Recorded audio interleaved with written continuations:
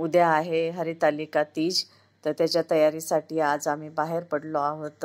तर इथं सगळे फुलं पानं वगैरे सगळं गोळा करण्यासाठी निघालो आहोत. आता 4 वाजले आहेत दुपारचे आणि पावसाचं वातावरण झालेलं आहे, खूप आभाळ आलेलं आहे. तर म्हणलं चला लवकरच सगळ्या पत्री गोळा करून घेऊन येऊयात, म्हणून आता आम्ही इथून घराच्या आजूबाजूलाच भेटतात पण थोडंसं फिरून घेऊन यावं लागतं. सगळ्या प्रकारचे पानं फुलं आम्हाला इथं भेटून जातात.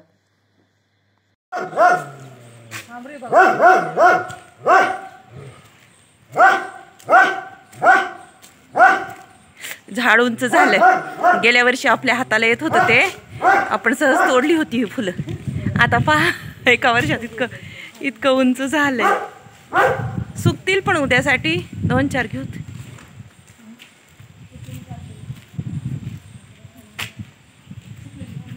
पडते आपल्याला फिक्स झाडाचं.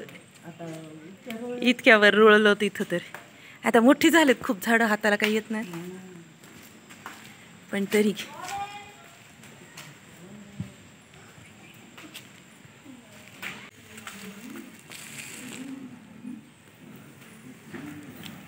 दोन 4 असली तरी बास होते. पत्री भेटलेली आहे. तर आज ही सर्व पत्री गोळा करायला 1-1.5 तास गेला आमचा आणि 1-2 तासामध्ये हे सर्व पत्री गोळा करून घेऊन आलो. आता ही उद्या पूजेला कामाला येतील. हाय, हॅलो, गुड मॉर्निंग. कशा आहात सर्वजणी? स्वस्थ राहा, मस्त राहा.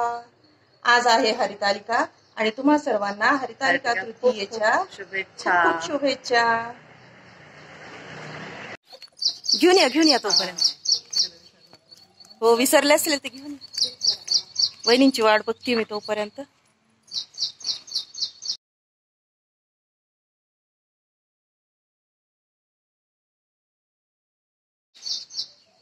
चला, परत उशीर होईल मग. हो, येतात. चला चला.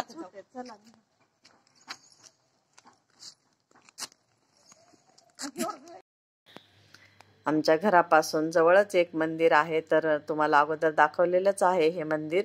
तर त्या मंदिरातच मी पूजा करण्यासाठी आले होते. घरची पूजा करण्याच्या अगोदर मंदिरात आलो. मंदिरात जाऊन आल्यानंतर आता घरच्या पूजेची तयारी करायची होती. हे पहा, असं शिवलिंग वगैरे आम्ही वाळूचं बनवलं आणि ही वाळू अनुभवनींनी कुंभमेळ्यात गेल्यानंतर आणलेली होती गंगा नदीची. तर त्याचंच आम्ही हे शिवलिंग बनवलं आणि साईडला सगळ्या ढाळ्या वगैरे लावल्या, कारण कर्दळी केळी अशा इतक्या काही भेटत नाहीत, त्याच्यामुळे ज्या अवेलेबल होत्या त्याच्यानेच आम्ही ही चौरंग सुशोभित केलेला आहे. पूजा कुठलीही करण्यापेक्षा पूजेची पूर्वतयारी करण्यालाच खूप वेळ लागतो. रांगोळी काढणं, दिवे आरती लावणं, पंचामृत करणं, पत्री वगैरे फुलं सगळी ही आम्ही तरी कालच तयारी करून ठेवलेली होती. बेलही आणून ठेवलेला होता. अशा पद्धतीनं सगळी पूर्वतयारी करून घेतलेली होती आणि आता पूजा चालू करणार होते. पूजा सुरू करते मी. तयारीलाच बराच वेळ गेला, तर आता मंदिरात पण जाऊन आले आणि आता घरची पूजा चालू करते. तसंही आम्हाला राजस्थानात मध्ये सगळे फुलं पत्री जे काही लागतं ते अगदी इझिली मिळून जातं. त्याच्यामुळं कधी कुठल्या पूजेला अशी अडचण येत नाही किंवा मिळत नाही म्हणून राहत नाही. इथं आता दिव्याची आपण कुठली पूजा दिव्याच्या पूजनापासून करतो. समयांची पूजा करून घेतली, मग त्या मी प्रज्वलित केल्या. समया लावून घेतल्यानंतर आरतीच्या ताटातल्याही दिवे लावून घेतले मी आणि आता पूजेची सुरुवात करते. पूजेची सुरुवात आपण नेहमी गणपती पूजनापासूनच करतो. तर हा सुपारीचा गणपती, ह्याची पूजा करून घेतली. लाल फूल, दुर्वा, गुळ खोबऱ्याचा नैवेद्य असं सगळं करून झाल्यानंतर मग मी नंदीची पूजा केली आणि मग महादेवांची पूजा मी आता चालू केली. महादेवांसोबत इथं मी पार्वतीचंही लिंग स्थापन केलेलं दिसतच असेल तुम्हाला.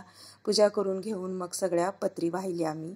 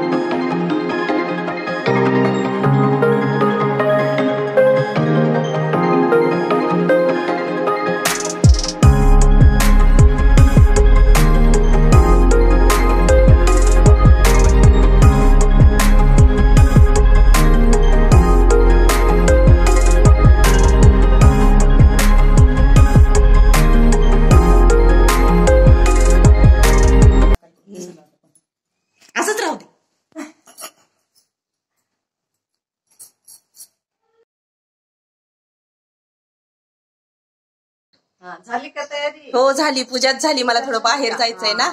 या कुंकू लावते तुम्हाला. कुठलीही पूजा झाली की आम्ही एकमेकींकडे आवर्जून हळदी कुंकू घ्यायला जातो. इथं काही खूप बायका एकमेकींकडे येत नाहीत महाराष्ट्रातल्या सारख्या, पण आम्ही दोघी तिघी तरी कंपल्सरी एकमेकींकडे जाऊन हळदी कुंकू घेतो, ओटी भरतो एकमेकींची. माझी पूजा तर झाली, पण अनुवहिनींची बाकी होती. आता त्यांची पूजा तुम्हाला इथून पुढे व्हिडिओमध्ये दिसेल.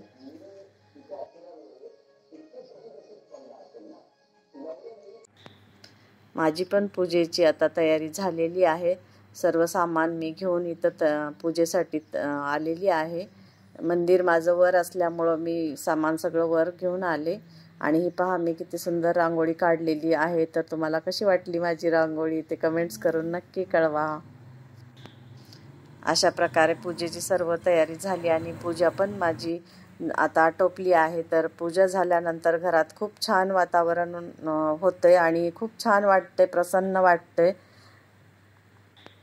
चला तर मग आता इथंच व्हिडिओची एंडिंग करते. तुम्हाला कसा वाटला व्हिडिओ ते नक्की कमेंट्स करून कळवा. बाय.